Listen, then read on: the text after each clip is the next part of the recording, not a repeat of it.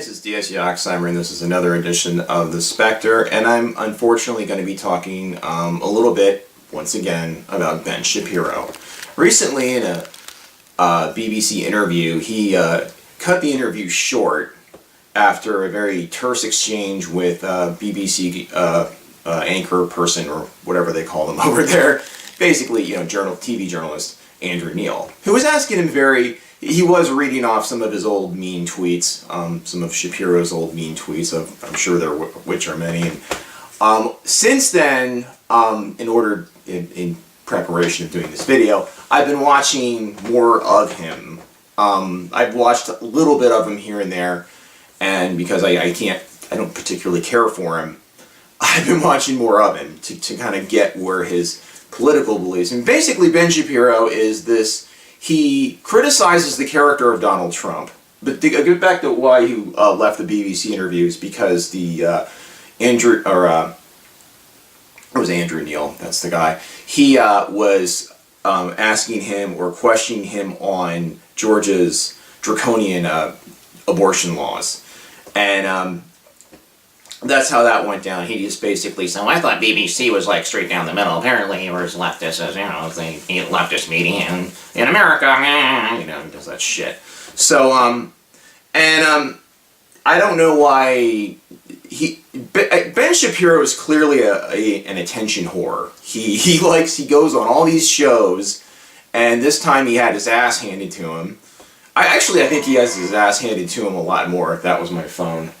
It's got some alert. I usually don't bring it with me when I'm doing videos, so forgive me for that. But his tone negates civil discourse. He's never civil. He goes on, it's like, I wanted to have a civil discussion. I guess I can't have it with you liberals. That's always his, that's what he volleys back to a lot of his opponents when he's discussing an issue anywhere. On any panel discussion, at a college, campus panel, whatever thing he manages to, they invite him to, and they invite him to him because he is a draw, people that's going to sell tickets and stuff like that if there are charging, because they do sell tickets to these events. From what I understand, I've never really been to one, but he's like, his stance on abortion and his permissive-ness towards, assault rifles is pretty paradoxical. You don't care if these weapons, that just, more recently it was Parkland, that was 17 casualties, with an assault rifle. And his argument for assault rifles is, of course, our firearms are our last line in the stance against government tyranny, which is fucking bullshit, dude. It's a bullshit argument because the government has a fleet of fighter jets and nuclear submarines that can stay underwater for 2 fucking years. And all, whatever they're working on at Area 51, that's, whatever you buy at Gander Mountain isn't going to defend you against the government if it just decides to rise up and take over, okay?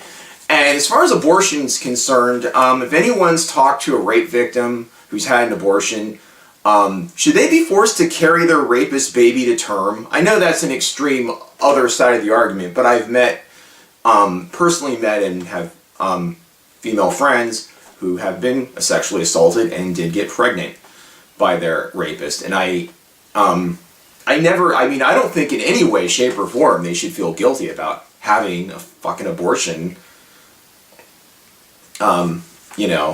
It's just if you get raped, especially. But But otherwise, that's your business, though. Too, it is. It's not. I don't. Honestly, I'm not here to judge somebody with their personal, issue like that, because it is a personal issue. If you want to carry a 9-month, baby to term, that's your person. That's not everybody. Everybody in the country does not get to weigh in on that and say you can't fucking do. You cannot have an abortion if you're too young, or maybe you're an addict, or if you're whatever, if it's just your choice. But there's all sorts of extenuating circumstances, and conservative religious people like Ben Shapiro, who is an Orthodox Jew, who said he was a virgin until he fucked his wife. I know I'm being a little crude here, but he, you know, not all of us, you know, like, get married, you know, some of us, you know, and stuff like that. We don't all just, doesn't mean you never have sex your entire life just because you don't get married. But I think abortions should be safe, legal, and preferably rare, but I think it should be legal, so whatever. And I don't think assault weapons have any place in civilian hands, because, you know, for the most part, they really weren't until the late 80s and the early 90s when they started marketing these things to people. And anyway, but he's a piece of, he will sit and, I mean, he's so fucking angry, except on his Sunday show when he puts on the affable yarmulke, apparently, and he just talks to his guests in this very, like, laughing and stuff, and but they're people that he usually agrees with for the most part, not always, but I don't really understand what the appeal of this person is, though. Like, the people who, even if they don't agree with them, they have them on and they're friendly with them. It's like you're sort of just walking on eggshells around this guy so he doesn't walk off your show. And you're just trying to steer the conversation towards, you know, lighter things, or just being very light on the hard issues, which is what I've seen watching a lot of these, other shows, because there's so many different freaking shows now, and podcasts and, YouTube shows. So, but as far as I'm concerned with religion, I don't think it has any business shaping our views on contemporary issues, because they don't address it, okay? I mean, mystical books written thousands of years ago do not address now. They just don't. Sorry. For me, they don't. I mean, if you want to believe in something, I defend someone's right to believe in whatever they want to believe in, but I have the right to not have it in my life, too, and not have it affect, whatever, in some way, shape, or form, just not really affect my life. I mean, it doesn't offend me to like, see people praying or whatever. I don't give a shit what you do. It's none of my business. I don't care, as long as you don't care what the hell I do. All right? Just stop blocking abortion clinics and, and all that other stuff, and burning Harry Potter books or whatever. Not that that's happened in a while, but just stupid shit like that. But the thing about him as well is I just don't understand the reach that this guy has. I mean, I don't know what his appeal is. He's a privileged Harvard graduate. I'm not sure about his upbringing, but I'm assuming it's relatively affluent, and his wife's a doctor. And he gives everybody else shit about, their life. He's very solipsistic. He doesn't have any awareness outside his own head of, other people and the disadvantages they have. Their disadvantages are basically their fault. So it makes him feel okay about having his wealth and privilege and everything, because in his own head, he's just worked hard for it, and everybody else is a lazy, pathetic piece of shit. And in so many words, he says this often. He is extremely elitist and supremacist. Right? He's a religious supremacist of sorts, without saying he's, but he did go on he was very harsh about ethnic non-practicing Jews who voted for Obama. And then he goes on to say he will vote for Trump in 2020, even though he disagrees, or he has a lot of qualms about his character. No shit, so do I. But you're going to vote for him anyway based on what? He's a shitty president. He's done a terrible job. He's a complete fucking racist. He pissed off one of our allied countries to the south of us, Mexico. It's been a complete shit show since day one, so I don't really understand why you want to vote for a president if you have such strict moral values right there. I don't know why you're not. If you have such popularity, get behind another candidate who's conservative, who's maybe has a more cleaner lifestyle like yours. Done dropped my cards. How unprofessional of me.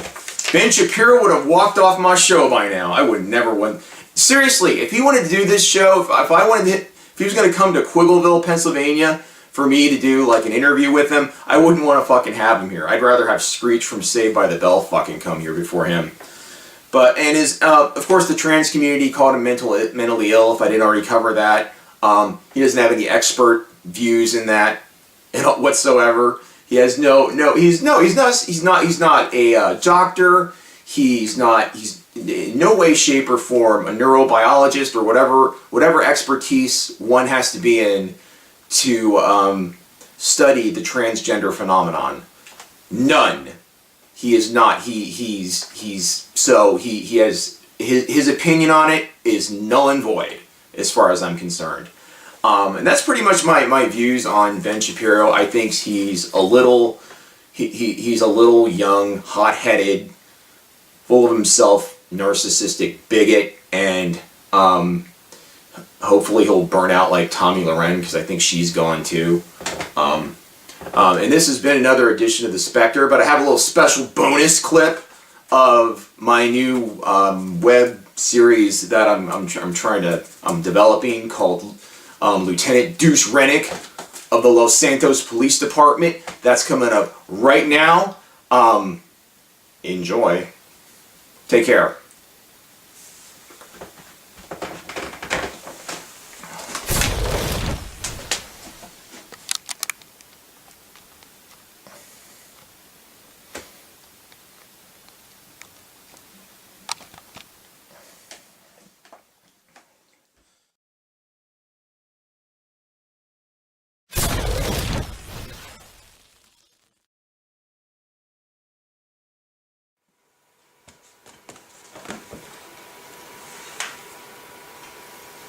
Well, these new tasers are pretty cool and pretty effective.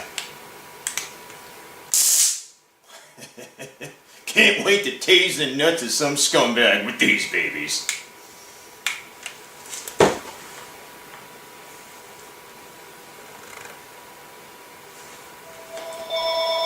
Who the hell's that?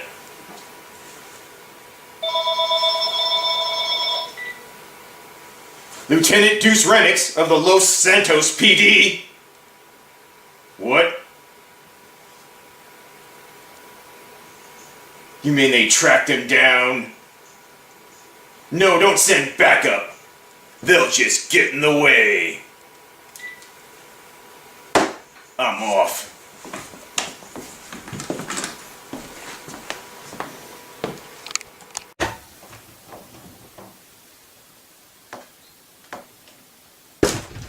Lieutenant Deuce Rennick, Los Santos PD, the jig is up, Randy Quaid!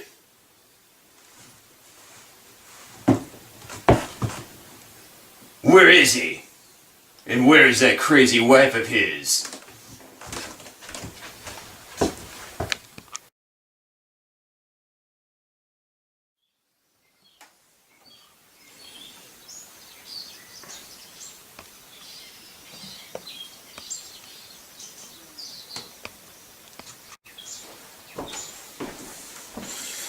Well, they left their cash and their drugs behind to let them know they were here.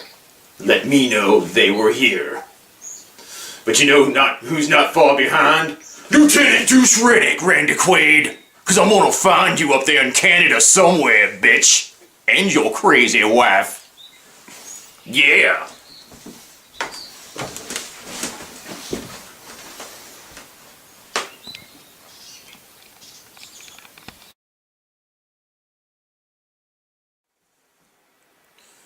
It's cases like this that make me want to throw in my badge and do this one off the books. But that's not the Deuce Rennick way! I wouldn't be Lieutenant Deuce Rennick, I would be Renegade Rogue Deuce Rennick. And I'd lose my pension.